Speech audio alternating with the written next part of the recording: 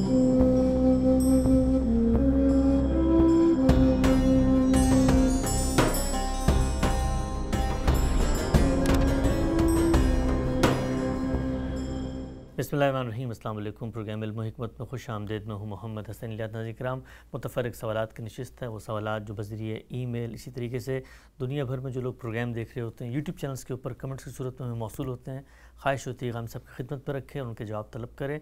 इसी सिलसिले को लेकर हाज़िर खिदमत हैं साबिक़ हमारे से तशरीफ़ फरमाएं जनाब जावेद अहमद गामदी साहब। अस्सलाम वालेकुम गामदी साहब। वालेकुम अस्सलाम। हमसे बहुत शुक्रिया आपके वक्त का। पहला सवाल आज आपकी खिदमत में ये है, नबूवत क्या होती है, नबूवत की हकीकत क्या है? गुज़श्ता दिनों बड़ी तफसील से हमने इस पर प्रोग्राम किए थे। पूछा गया है कि अल्लाह ताला जब किसी शख्स का बतौर नबी इंतखाब करते हैं तो ये बात तो तय है कि ये उसकी जदोजहद, उसकी सही, उसके इक्तसाब का नतीजा नहीं होती, बल्कि अल्लाह का इंतखाब होता है। लेकिन आप ही की ज़ुबानी कई दफ़ा हमने सुना कि जो अम्बिया होते हैं वो ख़यारुन नास होते हैं, बेहतरीन इखलाक वाले होते हैं। तो क्या ये कोई शर्त है कि उनके अंदर पहले एक सतह का तक़वा पाया जाता है फिर अल्लाह ताला उनका इंतखाब कर देते हैं? ख़यारुन नास होने से क्या मुराद है? इंसान की शख्सियत का जब आप मुताला करते हैं तो वो चीज़ें जो उसको दूसरी मखलूक़ात से मुमताज़ करती हैं, मैंने बारहा अर्ज़ किया है कि वो तीन ही हैं। इंसान एक अक़ली वजूद है, इंसान को एक हादसा अखलाक़ी दिया गया है जिसकी बुनियाद पर वो चीज़ों के बारे में हुस्न व क़ुबह का हुक्म लगाता है, ये उसकी फ़ितरत है। इसी तरह उसमें एक हिस्से जमालियात रखी गई है। हम जब किसी शख्स के बारे में ये कहते हैं कि वो खैरुन नास है, लोगों में बहुत बेहतर है, या जैसे मिसाल के तौर पर सहाबा किराम के बारे में कुरान मजीद ने ये कहा कि कुंतुम खैरा उम्मा, तुम बेहतरीन उम्मत हो, इसमें क्या चीज़ मकसूद होती है? इंसान का अखलाकी वजूद। हम ये भी जानते हैं कि हमारे दीन में भी जिस चीज़ को मतलूब व मकसूद की हैसियत हासिल है वो तज़किया है। तज़किये में क्या चीज़ें ज़ेर बहस आती हैं? यानी इंसान का बदन, उसको पाकीज़ा रखना, इंसान का खुरोनोश, खाने पीने की चीज़ें, और सबसे बड़ी चीज़ क्या है? अखलाक। तो इंसान के अखलाकी वजूद की बुनियाद पर उसको खैरुन नास कहा जाता है। यही वजह है कि रिसालत मआब सल्लल्लाहु अलैहि वसल्लम की शख्सियत को जब कुरान मजीद ने पेश किया तो ये फ़रमाया कि इन्नका ला अला खुलुक़िन अज़ीम। अल्लाह के आखिरी पैगंबर की शख्सियत या इससे पहले जो पैगंबर आए हैं उनकी शख्सियत का मुताला करने से ये बिल्कुल वाज़ेह हो जाता है कि इंसान की जो बेहतरीन फ़ितरत अल्लाह ताला ने बनाई है वो बचपन से उसी पर होते हैं, उसकी हिफाजत करते हैं, और फिर अल्लाह ताला की जब रहनुमाई उनको बाकायदा हासिल होती है तो गोया फ़ितरत में जो चिराग है वो पूरी तरह लौ दे रहा होता है, उसी की रोशनी बढ़ाई जाती है। इसी को कुरान ने कहा कि नूरुन अला नूर, इस पहलू से ये बात की जाती है। ठीक। अच्छा, हमसे भी बताइएगा कि हम ये देखते हैं कि बाज़ अम्बिया के मामले में ये बात तो ठीक है कि उनकी तरफ से कभी भी कोई तलब नहीं होती, लेकिन वो किसी न किसी वजह से पैगम्बरी के मनसब पर आ जाते हैं। मसलन सैयदना इब्राहीम के जो अज़ीज़ हैं, सैयदना लूत अलैहिस्सलाम, इस तरीके से सैयदना मूसा भी एक तरह से एक रिश्तेदारी पैदा हो जाती है। तो यहाँ पर जिन लोगों को मिल रही है तो वो तो बग़र्ज़ रिश्तेदारी मिल रही होती है, और फिर हमने देखा कि सैयदना इब्राहीम की आल में भी ये सिलसिला होता है, तो वहाँ पर तो इस्तेहकाक महज किसी का बेटा, किसी का भतीजा, किसी का भाई होना बन जाता है। नहीं, ये इस्तेहकाक नहीं है, ये ख़ानदान से अल्लाह ताला इंतखाब कर रहे हैं। और इसमें चूँकि सैयदना इब्राहीम के बारे में ये फ़ैसला किया गया, उनके साहिबजादों में सैयदना इस्माईल का भी इंतखाब हुआ, सैयदना इसहाक़ का भी इंतखाब हुआ, फिर उनकी औलाद में से सैयदना याकूब, फिर सैयदना यूसुफ़। ये इंतखाब भी उसी उसूल पर हुआ कि खैरुन नास थे। अब अल्लाह ताला ने ख़ास इस ख़ानदानी का क्यों इंतखाब किया, इसका जवाब खुद अल्लाह ताला ने दे दिया है कि अल्लाह आलम हैसो जजल रिसालत हो, अल्लाह बेहतर जानता है उसने क्यों इंतखाब किया। ये दर हकीकत हमारे मुतय्यन करने, तय करने की चीज़ ही नहीं है। जो चीज़ ज़ेर बहस है वो ये है कि यहाँ न तलब होती है, न इक्तसाब होता है, ना कोई सलाहियतों का ज़हूर होता है, ना किसी मलके का ज़हूर होता है, इनमें से कुछ भी नहीं होता। जो बेहतरीन लोग हैं उनमें से अल्लाह इंतखाब करते हैं, वो इस ख़ानदान से कर ले, इस गिरोह में से कर ले, इस जमात में से कर ले, ये फ़ैसला उसको करना है। ठीक, नुक्ता बिल्कुल वाज़ेह हो गया। अगर हम सब एक और बात इस ज़मीन में पेश की जाती है कि अल्लाह ताला ने सैयदना मूसा को बाकायदा एक मैदान में बुलाया और एक तरह के इम्तिहान के मराहिल से गुजारा, तो कहा जाता है कि देखें एक किसी को आप इतने बड़े मनसब पर अगर सरफराज करते हैं तो उसका कुछ इम्तिहान, कुछ ट्रेनिंग होती है, तब उसके बाद ही तो किया जाता है। ये तो सरफराज करने से पहले नहीं हुआ, सरफराज करने के बाद हुआ है। یعنی جب ان کو تورات دینے کا فیصلہ کیا گیا. اس طرح کے معاملات رسول اللہ صلی اللہ علیہ وسلم کے ساتھ بھی ہوئے ہیں. ہمیں معلوم ہے کہ ابتدا میں آپ پر قرآن نازل ہوا اور نزول قرآن کے بعد 5-6 صورتیں ہیں جو آخری باب میں ہیں جو مرحلہ انذار میں نازل کی گئیں. پھر اللہ تعالیٰ نے فرمایا کہ اب ہم نے فیصلہ کیا ہے کہ آپ انذار عام کے لیے کھڑے ہوں، یعنی اپنی پوری قوم کو پکاریں. یہ ایک بڑی ذمہ داری ہے جس کا تحمل آسان نہیں. خود اللہ تعالیٰ نے اس کی طرف اشارہ کرتے ہوئے یہ کہا ہے کہ انا سنلقی علیک قولا ثقیلا، ایک بھاری بوجھ ہے جو ہم اب آپ پر ڈالنے والے ہیں. اس میں یہ کہا گیا کہ آپ تہجد کا اہتمام کریں، آپ ترتیل کے ساتھ قرآن پڑھیں، آپ رات کا زیادہ حصہ جاگ کر گزاریں، بیداری میں گزاریں. تو یہ سب باتیں تو نبوت پر فائز کرنے کے بعد ہیں. ذمہ داریاں دی جا رہی ہیں، اس کے لیے تیاریوں کی ہدایت کی جا رہی ہے. اس سے پہلے ایسا کچھ نہیں ہوتا. تو بالکل واضح ہو گیا. آگے بڑھاتے ہیں سلسلہ گفتگو کو. ہم سب آپ سے کافی بحث ہوتی رہی، ہم نے کافی آپ سے استفادہ کیا کہ جو پارلیمنٹ ہے اس میں قانون سازی کا اختیار کیسے ملتا ہے اور قانون کی بنیاد کیا ہے. اس پر ایک سوال پوچھا گیا ہے، وہ یہ ہے کہ جو مسلمان ملکوں کی پارلیمنٹ ہے ان کو اور جو مغربی ملکوں کی پارلیمنٹ ہے جو دین اسلام اور شریعت کو قانون کی بنیاد نہیں سمجھتے مسلمانوں سے متعلق معاملات میں، تو قانون سازی میں دونوں کے درمیان ایک جوہری فرق تو ہوگا. لیکن جب آپ بات کرتے ہیں، آپ کہتے ہیں پارلیمنٹ کو اختیار ہے، تو پارلیمنٹ کو اختیار مسلمان ممالک میں اللہ اور رسول کے اختیار کے بعد ملنا چاہیے ہے، نہ کہ جیسے مغرب میں ہوتا ہے. اس میں پارلیمنٹ نے کیا فیصلہ کرنا ہے؟ پارلیمنٹ میں کون لوگ آ رہے ہیں؟ وہ اگر مسلمان ہیں تو اپنا ایمان ساتھ لے کے آئیں گے یا پارلیمنٹ میں آتے وقت ایمان باہر چھوڑ آئیں گے؟ ہمارے ملک میں 22 کروڑ کے قریب یا اس سے بھی زیادہ آبادی ہے. اس میں ہم جانتے ہیں کہ اس وقت تو 90-95% سے زیادہ مسلمان ہیں، بلکہ اس سے بھی شاید زیادہ ہوں گے. اتنی بڑی تعداد میں مسلمان جب اپنے نمائندوں کا انتخاب کریں گے اور وہ پارلیمنٹ میں جائیں گے تو وہ اپنے ایمان کے ساتھ جائیں گے، اپنی تاریخ کے ساتھ جائیں گے، اپنی ثقافت لے کے جائیں گے، اپنا ذہنی پس منظر لے کے جائیں گے. قانون سازی کریں گے تو ان سب چیزوں کا لحاظ رکھیں گے. تو اصلاً پارلیمنٹ کو کچھ نہیں کرنا، وہ افراد ہیں جنہوں نے وہاں جانا ہے. ان افراد کا اگر ایمان محکم ہے، وہ اپنے پروردگار کو مانتے ہیں، وہ اس کی حاکمیت کو اپنے وجود پر تسلیم کرتے ہیں، انہیں جب وہاں یہ بتایا جائے گا یا علماء توجہ دلائیں گے یا ان کو خود ان کے دوسرے احباب یہ کہیں گے کہ فلاں معاملے میں اللہ کا حکم یہ ہے یا اللہ تعالیٰ نے فلاں معاملے میں ہمیں فلاں چیز کا پابند کیا ہے، تو مسلمان کی حیثیت سے اس کی پیروی کریں گے. نہیں کریں گے تو ان کو توجہ دلائی جائے گی. اس کا پارلیمنٹ کے اختیارات سے کوئی تعلق ہی نہیں ہے. وہ قوم کیا ہے؟ وہ اللہ کو ماننے والی ہے، اللہ کی کتابوں کو ماننے والی ہے، اللہ کے پیغمبروں کو ماننے والی ہے.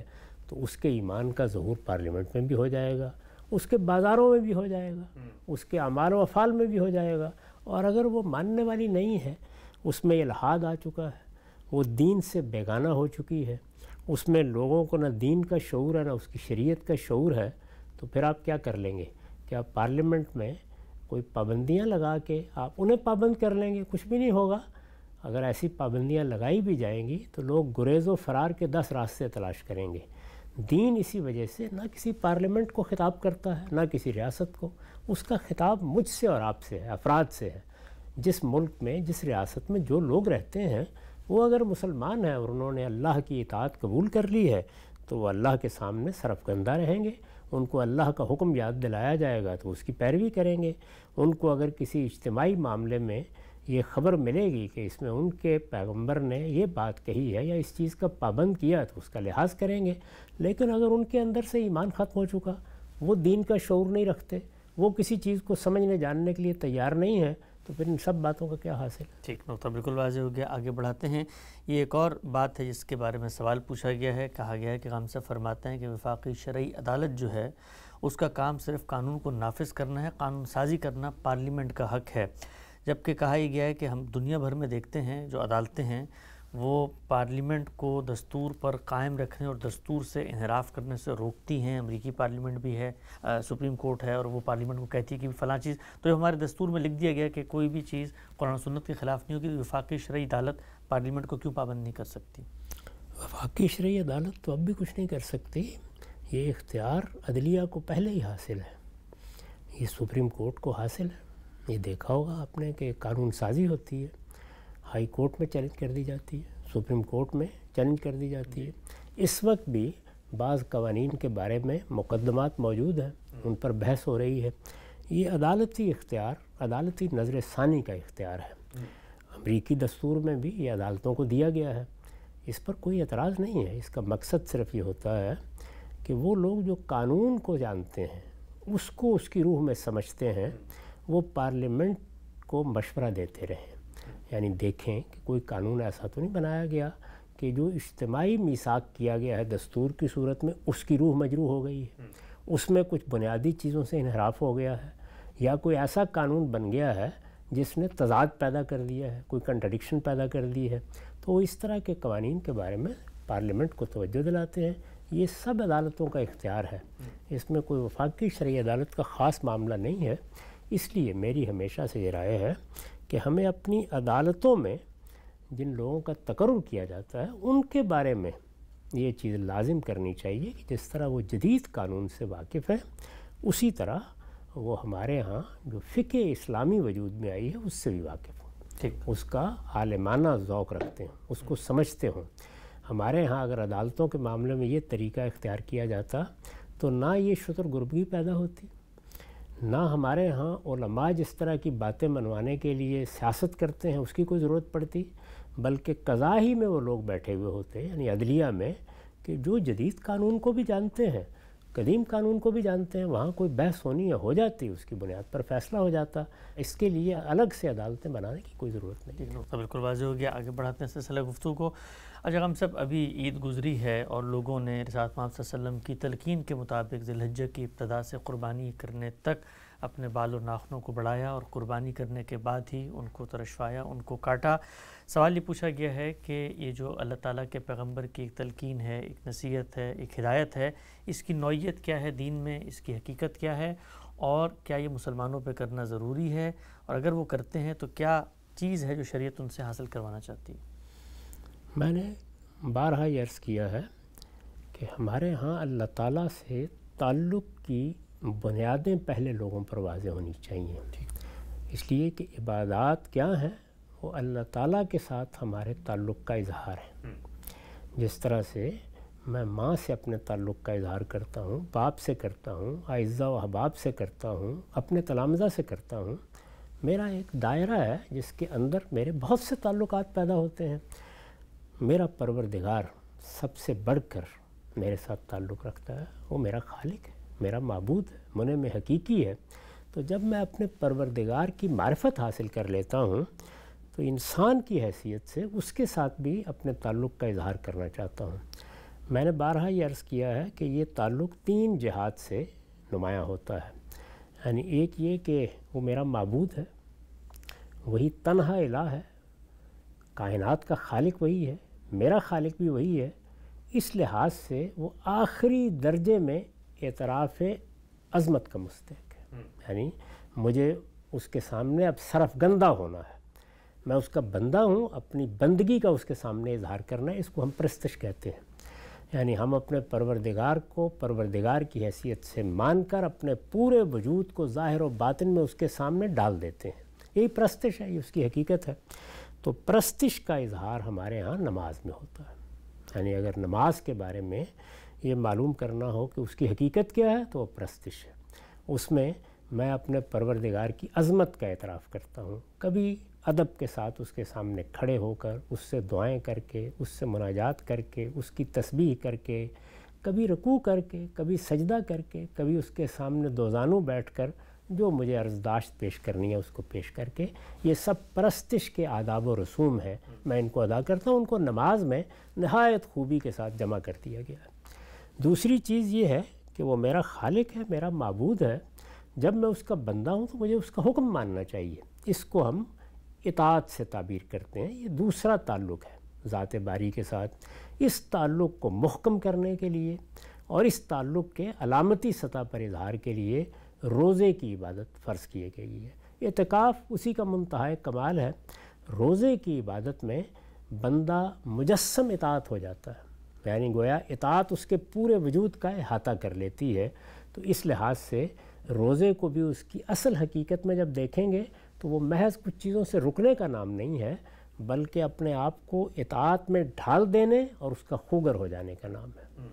تیسری چیز ہے نظر، یعنی اللہ تعالیٰ نے قرآن میں یہ بتایا ہے کہ ان اللہ اشتری من المؤمنین انفسہم و اموالہم بان لہم الجنہ، اللہ تعالیٰ نے جنت کے عوض میں ہمارے جان و مال خرید لیے ہیں۔ ٹھیک، تو نظر کا مطلب یہ ہے کہ میری جان اور میرا مال یہ سب پروردگار کا ہے، اور جب یہ پروردگار کا ہے تو اگر کسی موقع پر میرا پروردگار مجھ سے یہ چاہے کہ میں اپنی جان نظر کر دوں یا اپنا مال نظر کر دوں تو میں تیار ہوں اس کے لیے۔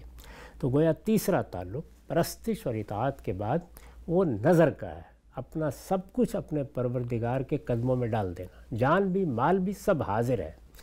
اس کے لیے جو عبادت فرض کی گئی ہے زندگی میں ایک بار، وہ حج کی عبادت ہے۔ ٹھیک، اس میں نظر کو ایک تمثیل میں ڈھال دیا گیا ہے، وہ بھی علامتی ہے سارا کا سارا، یعنی اللہ تعالیٰ نے مجھ سے یہ چاہا ہے کہ میں شیطان کے خلاف جنگ کروں، یہ اس کا مطالبہ ہے، اور شیطان کے خلاف جنگ میں جان دینی پڑے جان دوں، مال پیش کرنا پڑے مال پیش کروں۔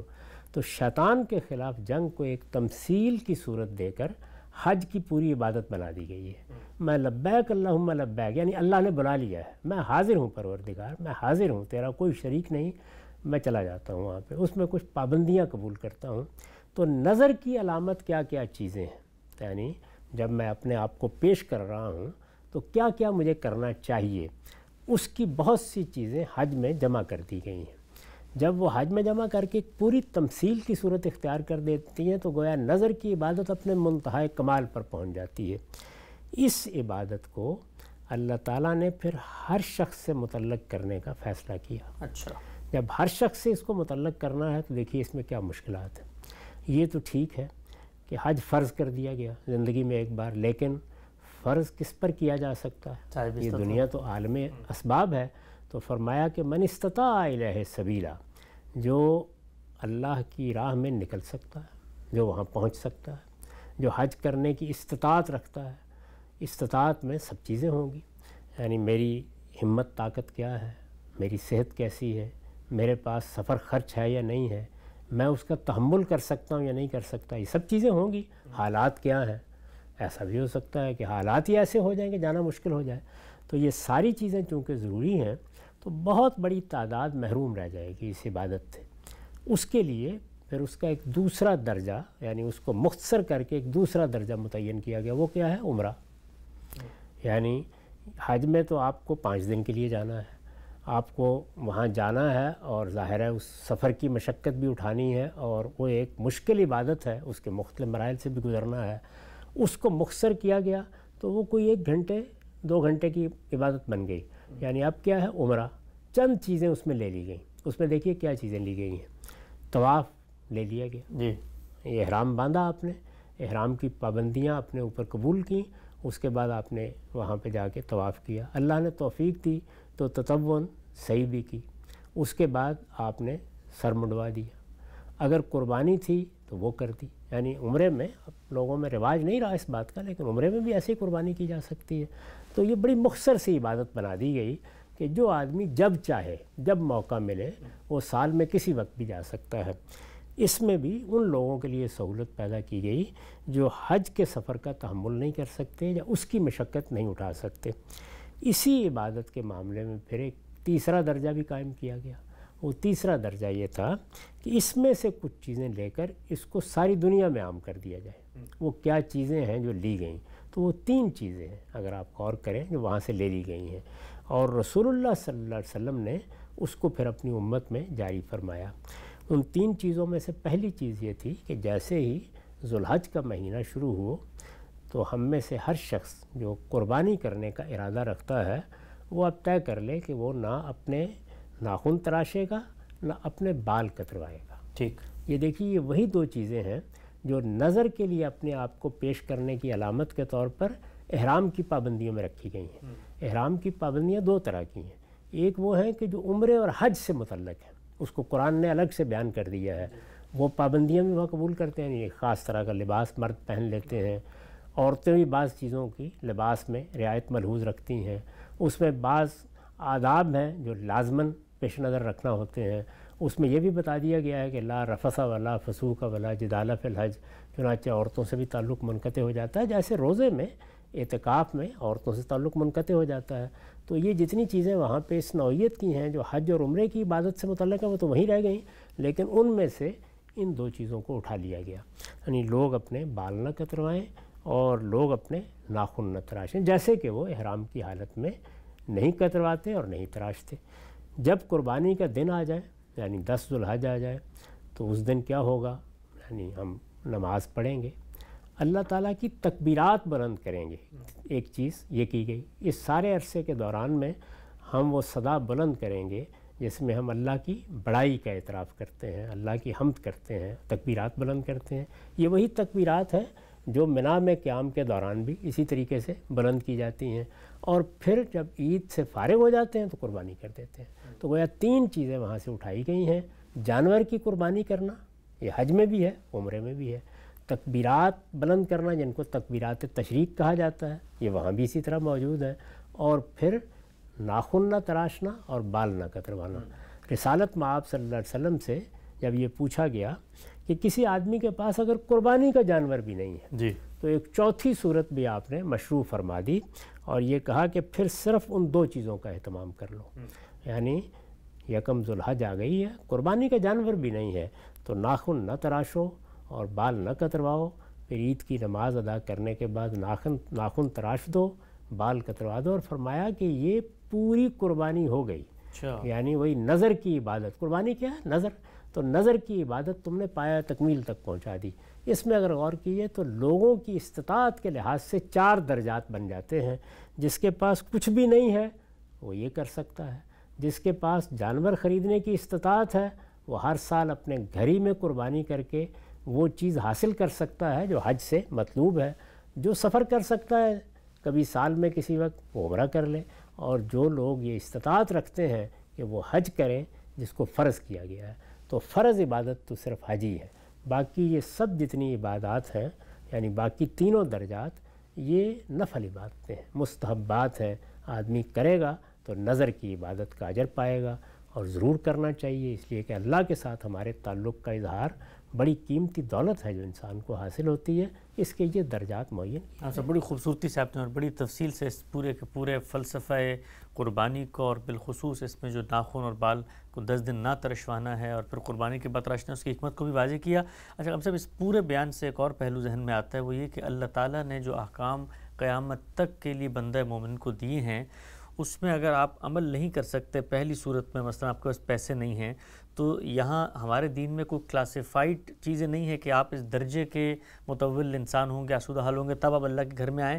اس کے سبسٹیٹیوٹس بھی شریعت نے خود ہی سجیسٹ کر دیے ہیں، گویا آپ کراچی میں بیٹھے ہیں، آپ افریقہ کے جنگل میں بیٹھے ہیں، آپ وہی ریچولز پرفارم کر کے اسی درجے اجر کے مستحق ہو جائیں گے جو درجے کسی کو مال ملنے کے بعد حج کرنے کا ہے۔ ایسا ہی ہے بالکل، یعنی ہمارے دین میں یہ نہیں کیا گیا کہ فلاں عبادت صرف انہی لوگوں کے لیے رہے گی، اللہ کی عبادت ہے، اللہ سے تعلق کا اظہار ہے۔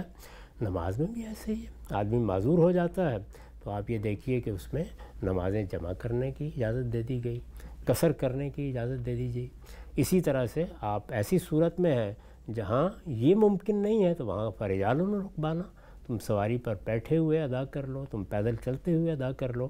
یہ سب کیا ہے؟ تاکہ مختلف حالتوں میں اللہ تعالیٰ کے ساتھ ہمارا تعلق قائم رہے۔ اسی طرح کا معاملہ روزے میں ہے، آدمی کسی وجہ سے معذور ہو جاتا ہے تو دوسرے دنوں میں تعداد پوری کرنے کی رعایت دے دی گئی، اس کے قابل ہی نہیں رہا تو پھر بتا دیا گیا کہ تم فدیہ دے سکتے ہو۔ تو یہ سب صورتیں کیوں ہیں؟ اسی لیے کہ لوگ ہر طرح کے حالات میں اللہ کے ساتھ اپنے تعلق کو قائم رکھ سکیں، کیونکہ دین کیا ہے؟ وہ اصل میں ہمارے تعلق کی تطہیر ہے، بندوں کے ساتھ تعلق کی تطہیر ہوتی ہے، اللہ کے ساتھ تعلق کو پاکیزہ بنایا جاتا ہے۔ بس یہی وہ چیز ہے جو دین میں اصلاً مطلوب ہے، اسی کو اخلاق سے تعبیر کرتے ہیں۔ اسی کے بارے میں ہمارے پیغمبر نے کہا کہ بعثت لأتمم مکارم الاخلاق، یہ بہترین اخلاق ہیں، یعنی تعلقات کی تطہیر ہے جس کے انتہائی کمال کو حاصل کرنے کی ہمیں دنیا میں جدوجہد کرنا ہوتا ہے۔ متوازی ہو گیا، آگے بڑھاتے ہیں سلسلہ گفتگو کو۔ اچھا ہم سب شریعت میں بعض عبادات اپنی حدود و شرائط کی رعایت سے پرفارم کرنی ہوتی ہیں۔ آپ کے پاس مال ہے تو آپ نے زکوٰۃ دینی ہے، زکوٰۃ کس کو دینی ہے، کون لینے کا استحقاق رکھتا ہے، یہ بھی سنت میں طے کر دیا گیا ہے کہ وہ ریاست لے گی، نظم اجتماعی کے جو معاشی تقاضے ہیں وہ اس سے پورے کیے جائیں گے، وہ نہیں لیتی تو تو آپ بھی فرماتے ہیں کہ مسلمان کو خود وہ زکوٰۃ ادا کرنی چاہیے۔ ایک اور عبادت ہے جمعے کی نماز، آپ فرماتے ہیں کہ حکمران کے لیے جمعے کا ممبر خاص کر دیا گیا ہے، اگر حکمران نہیں آ رہا وہاں پر، اس کو اپنا فریضہ نہیں سمجھ رہا، تو یہی اصول زکوٰۃ والا پھر عائد ہونا چاہیے، اور مسلمانوں کو جہاں پر حکمران یہ کام نہیں کر رہے خود سے کرتے رہنا چاہیے۔ ایسا ہی کیا ہے لوگوں نے، یعنی اسی چیز کو ملحوظ رکھا ہے کہ اللہ تعالیٰ نے جو عبادات ہم پر لازم کی ہیں، ان عبادات پہ اصلاً تو وہ حق اللہ ہے، اللہ کا حق ہے۔ ہم اگر زکوٰۃ دیتے ہیں تو اللہ کا حق سمجھ کے دیتے ہیں، اگر ہم جمعے کے لیے حاضر ہوتے ہیں تو اللہ کا حق سمجھ کے حاضر ہوتے ہیں۔ وہاں ہمیں خطبہ سننا ہے، ہمیں وہاں پہ اللہ تعالیٰ کے سامنے سرفگندہ ہونا ہے۔ ان کے لیے ایک اجتماعی نظم قائم کیا گیا ہے، یعنی چونکہ انسان کا معاملہ یہ ہے کہ وہ دنیا میں ہمیشہ اجتماعیت میں رہتا ہے، یہ اس کی ضرورت ہے۔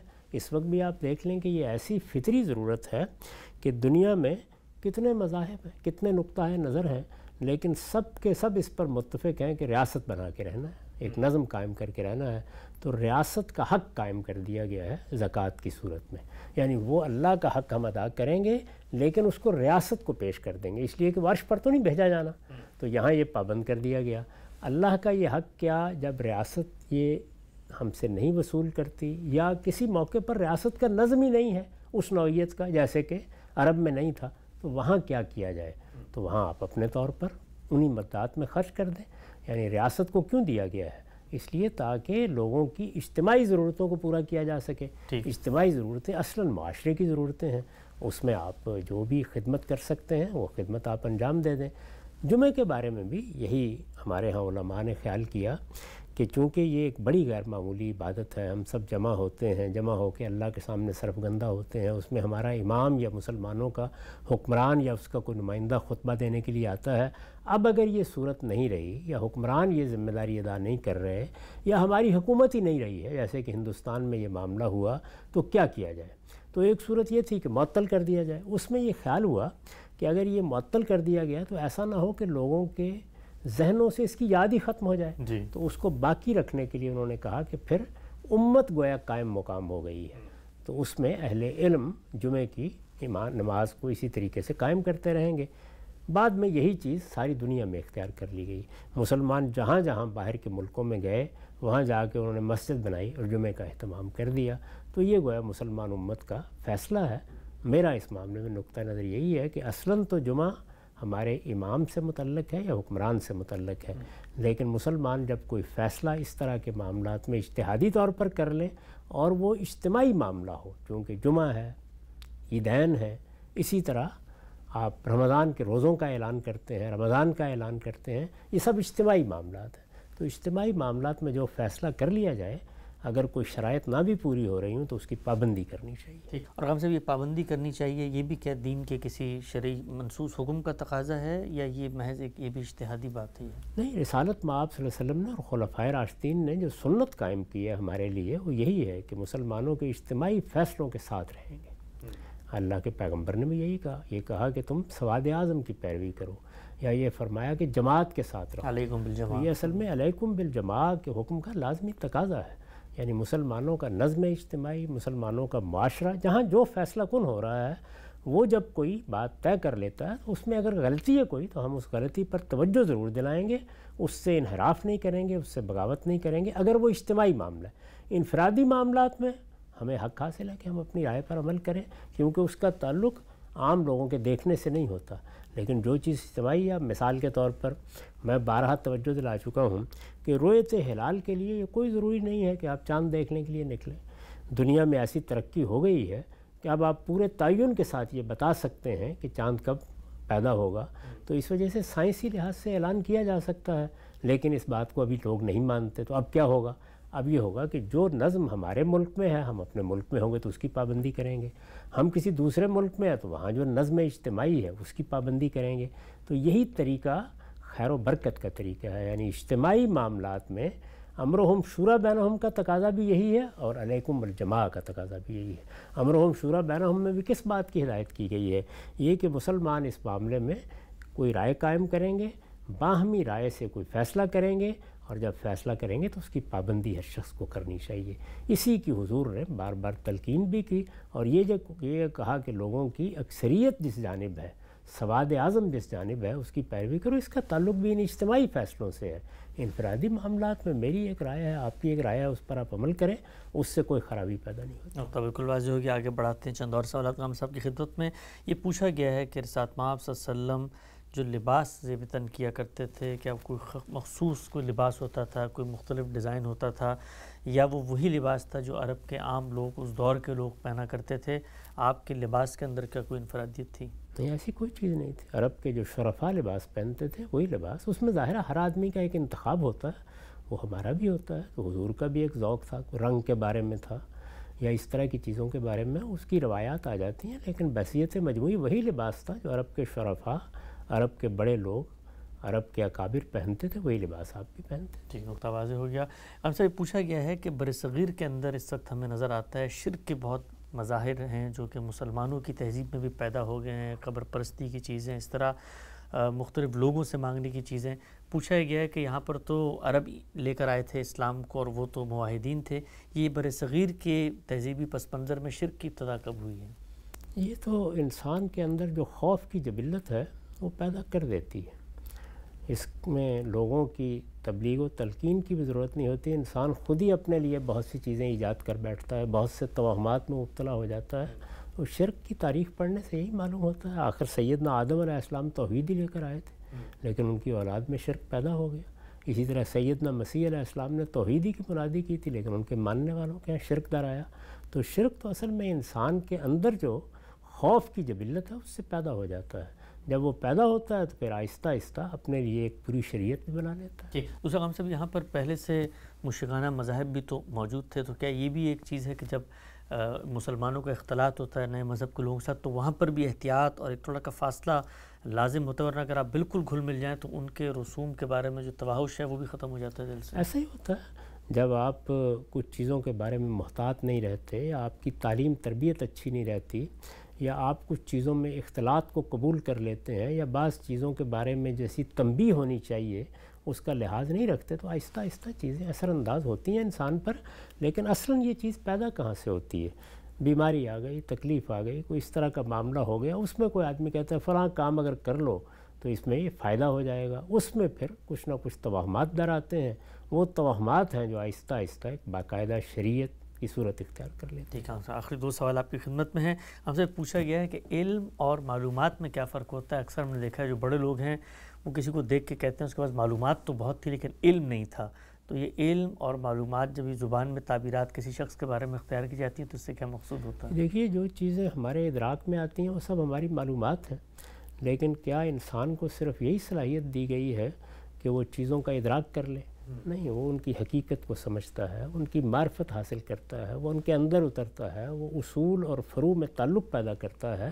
اصل میں یہ عمل ہے جو انسان کے باطن میں جب ہوتا ہے تو پھر وہ حقیقی علم بنتا ہے۔ تو علم کی اصطلاح جب استعمال کی جاتی ہے تو وہ بھی معلومات کے لیے عام زبان میں اختیار کر لی جاتی ہے، لیکن اگر اس کو الگ الگ کر کے بولا جائے تو اس کا مطلب یہ ہے کہ محض یہ نہیں کہ میں نے ایک نظر ڈالی، میرے حواس میں کچھ چیزیں آ گئیں، میں نے ان معلومات کی ایک فہرست مرتب کر دی، یہ میز ہے، یہ کرسی ہے، یہ کمکمہ جل رہا ہے، صرف اتنا ہی نہیں ہے، بلکہ یہ چیزیں ہیں کیا، ان کی حقیقت کیا ہے، میرے ساتھ ان کا کیا تعلق ہے، یہ اگر وجود میں آئی ہیں تو کس طرح وجود میں آئی ہیں، ان کی جب میں معرفت میں اترتا ہوں تو اس سے میرا علم وجود میں آتا ہے۔ وہ جتنی معرفت حاصل ہوتی ہے اتنا علم پختہ ہوتا چلا جاتا ہے۔ جناب صاحب، ہم نے سنا تھا کہ آپ کی زبانی کسی بڑے آدمی کے پاس کوئی صاحب آئے اور انہوں نے بہت باتیں کی، تو انہوں نے ان کو کہا کہ بھائی یہ تو معلومات کا کباڑ خانہ تھے، نہیں، وہ علم نہیں تھا۔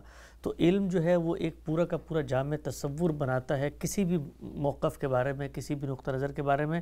آج کل ہمیں دیکھنے میں آتا ہے چونکہ فیس بک پہ، انٹرنیٹ پہ بہت کچھ آ جاتا ہے، تو بہت سارے لوگ معلومات کا کباڑ خانہ بن جاتے ہیں، ان کو یہ نہیں پتہ ہوتا کہ ان معلومات کو ایک جامعیت کے ساتھ پرونا ہے، اس سے کوئی ہولسٹک نقطہ نظر بنے گا، اس کو پیش کرنا ہے ہم نے۔ ظاہر بات ہے، اگر وہ دوسرا عمل نہیں ہوا تو اصل میں معرفت نہیں پیدا ہوئی، چیزوں کی پہچان نہیں پیدا ہوئی، چیزوں کی حقیقت سے تعلق نہیں پیدا ہوا، تو اصل اور فرع کو باہم متعلق کر کے ان میں ایک نظم پیدا کرنے سے علم وجود میں آتا ہے۔ ورنہ تو معلومات حاصل ہو گئیں، معلومات تو ہمارے حواس جب اشیاء سے متعلق ہوتے ہیں، وہ باطن میں ہو یا ظاہر میں، تو وہ آپ کے سامنے معلومات کا ڈھیر پیدا کرتے چلے جاتے ہیں۔ اب کوئی آدمی وہیں تک محدود رہ گیا ہے تو یہی کہیں گے کہ اس کے پاس اگرچہ بہت کچھ موجود ہے لیکن ایسے ہی ہے جیسے کباڑ خانے میں آپ چیزیں پھینک دیتے ہیں۔ انہی چیزوں کو جب اٹھا کر باہر لاتے ہیں اور پھر ان کو ایک ترتیب دیتے ہیں تو اس سے ایک بیٹھنے کی جگہ وجود میں آ جاتی ہے، آپ کے سونے کی کوئی جگہ، کوئی خوابگاہ وجود میں آ جاتی ہے۔ اسی طرح آپ نے جن چیزوں کو ایک خاص ترتیب سے رکھا ہوتا ہے اس سے ایک بہت اچھا دارالمطالعہ وجود میں آ جاتا ہے۔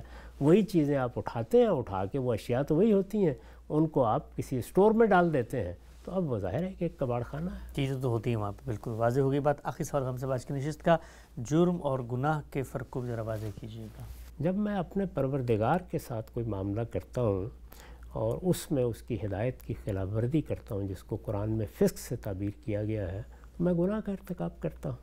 لیکن یہ گناہ جرم کب بنتا ہے؟ یہ جرم اس وقت بنتا ہے جب اس سے کسی دوسرے کا حق تلف ہو جاتا ہے یا اس کی جان مال آبرو کے خلاف کوئی کام ہوتا ہے۔